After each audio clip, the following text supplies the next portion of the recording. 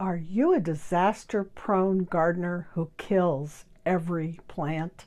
In this video, I'll reveal the secret plant that even you can't kill. I'm Madeline, and I'm a native plant gardener. On this channel, I'll be helping you find local native plants to grow in your state. But before we talk about native plants for Florida, I bet you're wondering, why do native plants matter? For 4 reasons they matter, go check out my video titled Native Plants versus Global Warming for more details about why you should plant native plants. I'm doing a video on each U.S. state, 1 through 50, and today's state is Florida. Florida is going to get a red flower. So it's the number 5 state that I've done in these videos, 1 through 5 so far. Now we're going to do the 3 plants that I've chosen as being good selections for the state of Florida native plant growers. The very first plant is butterfly weed, and the scientific name for butterfly weed is Asclepias tuberosa. It has beautiful orange flowers, and it should be pretty easy to grow, but let's go into more details. So butterfly weed is an excellent one for pollinators. It's especially loved by butterflies, and monarchs will flock to it. And the reason they flock to it is because the flowers are loaded with nectar. So this plant is a larval host plant for the monarch, as well as several other species of butterflies. To get more specific about the caterpillars / butterflies and moths, the gray hair streak, the queen, and the milkweed tussock moth. The monarchs will have 2 breeds at least in the north of Florida, and could have 3 or 4 broods of caterpillars in the South Florida area. So if anyone asks you which butterfly loves milkweed, if you don't already know, it's the monarch. Monarchs are going to breed here in Florida all year long, as well as California and Texas, and in South Texas specifically. Adult monarchs are going to feed on the nectar from all varieties of milkweed, which is what butterfly weed is a species of. So if you live in a different state, just be sure and grow some Asclepias tuberosa, because you will get monarchs. In the United States, we have 73 species of butterfly weed, and at least 30 of them are used by monarchs. So I think you can hit it with one of those varieties. So what does butterfly weed attract as far as wildlife goes? Butterflies, bees, moths, hummingbirds, other pollinators, as well as specialized bees. And this milkweed variety is extremely tough, drought resistant, deer resistant, and it can resist rabbits and salt, which is important if you're coastal Florida. And the other thing about this variety of butterfly weed tuberosa, Asclepias tuberosa, is that it has beautiful orange flowers, so it's going to be very attractive in your garden. Also, butterfly weed is usually a perennial in zones 3 through 10A. Florida's definitely in that zone. Midsummer to early fall, it's going to produce orange to yellow flowers and attract lots of pollinators. Here in Oklahoma, I have grown them. I'm growing several different ones right now, but tuberosa for sure. And the aphids have descended. And you will get aphids with milkweeds. There's no way around it. But there is a non-pesticide way, or pesticide-free way, of trying to keep them down, or at least keep them from killing your milkweed. Get a water spray bottle and just put a little bit of dish soap in there, shake it up, and spray the heck out of those nasty little things. Or you can just support the plant with one hand and spray it with a strong stream of water from your hose with the other. I sprayed mine last week with soapy water, and one of the plants was starting to get spotty looking and not as happy because they were just sucking the life out of it. and I really went at those aphids. There's still some on there, but the plant isn't all spotty and unhealthy looking anymore. So I'll just keep zapping it with soapy water, you know, as needed.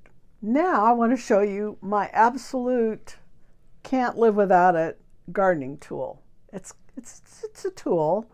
It's a bench. I'm going to back up so you can see it.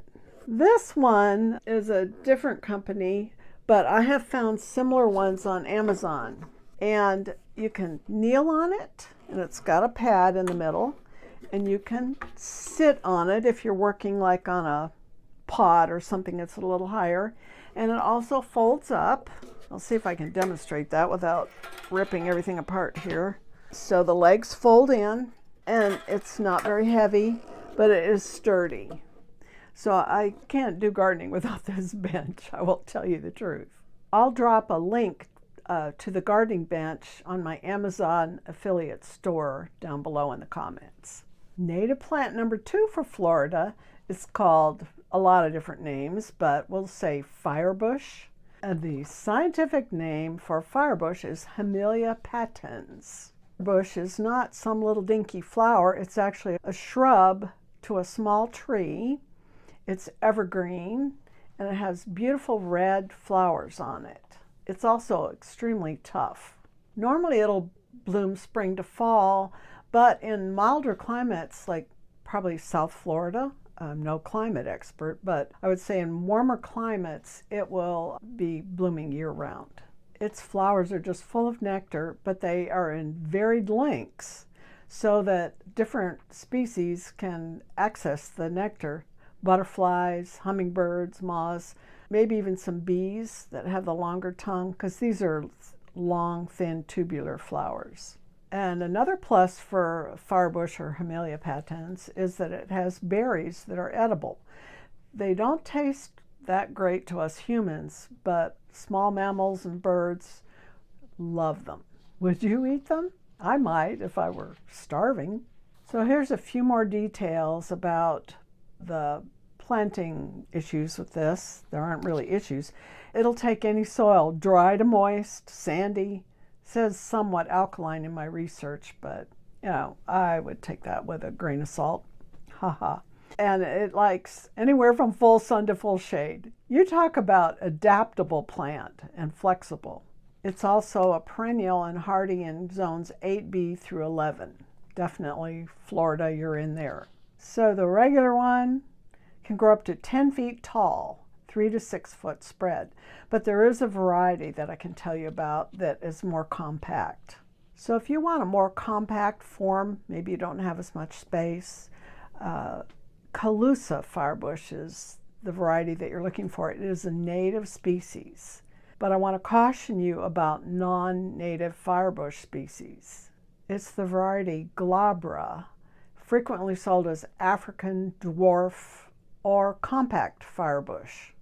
Avoid these like the plague because it can interbreed with the native species, causing all kinds of issues because it is not a native.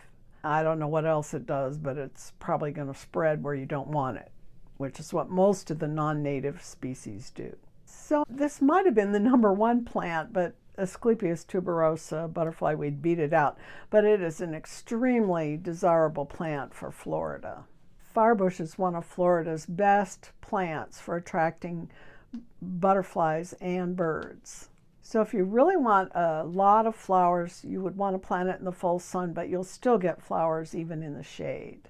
In the 1 through 4 videos about native plants, I've talked about how a lot of the flowers or plants have medicinal properties or were used in folk medicine or still may be, and this is another one. It's got several different uses for the leaves, stems, and flowers medicinally. And the #3 flower for Florida, native, is blazing star, scientific name Liatris, especially one called dense gayfeather. Florida has more than 13 varieties of Liatris with lots of different names: colic root, gayfeather. And for you disaster-prone gardeners out there, this is your plant. If you can kill this one, You need to study some more or watch more videos, because this is highly recommended for disaster-prone gardeners. Blazing Star's gorgeous purplish bottle brush shaped flowers on top of a tall stem are going to attract butterflies. My research shows that it's a hardy plant, perennial in zones 8A through 11. I have planted a variety, I don't know which one anymore, but it lived for several years and then it finally croaked. But it was planted in the so-called hell strip alongside the street, right next to the curb. And that poor thing, I'm surprised it survived as long as it did, because I did not water it once it was established.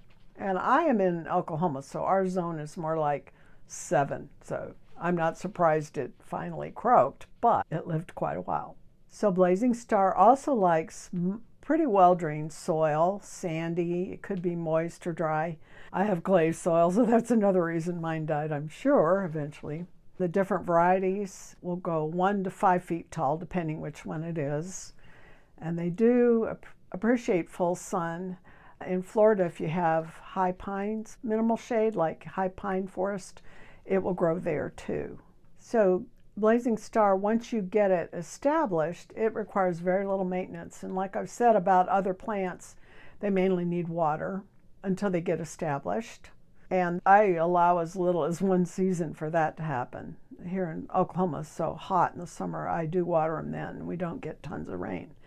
But Florida, I think you probably get more rain, so you won't have to worry quite as much about that unless you're in a real dry area. So you might think this is dead because it dies back in the winter, but it self-seeds very nicely. It has these underground corms, which I guess are like bulbs to me, and it will make more of those. And I noticed that my Blazing Star did do that. It flowers between 2 and 3 weeks, so it's good to have some other plants surrounding it. And you might want some shorter grass, native grass plants, some other plants that are shorter around it to help support these tall spikes if you get a 5-footer or a 4-footer. I'm going to drop a link in the comments for Florida gardeners to source this plant because they have a good variety there. Are you ready to jump in and plant native plants in your yard? I would love to help you. Comment below with your state and I'll release a video soon. Subscribe and hit the bell to be notified as I release videos for every U.S. state on the best native plants. Plus, you can get help today, step-by-step help, by downloading my free How to Get the Best Native Plants in Your Area Today, right here. Thanks for watching and enjoy your native flowers.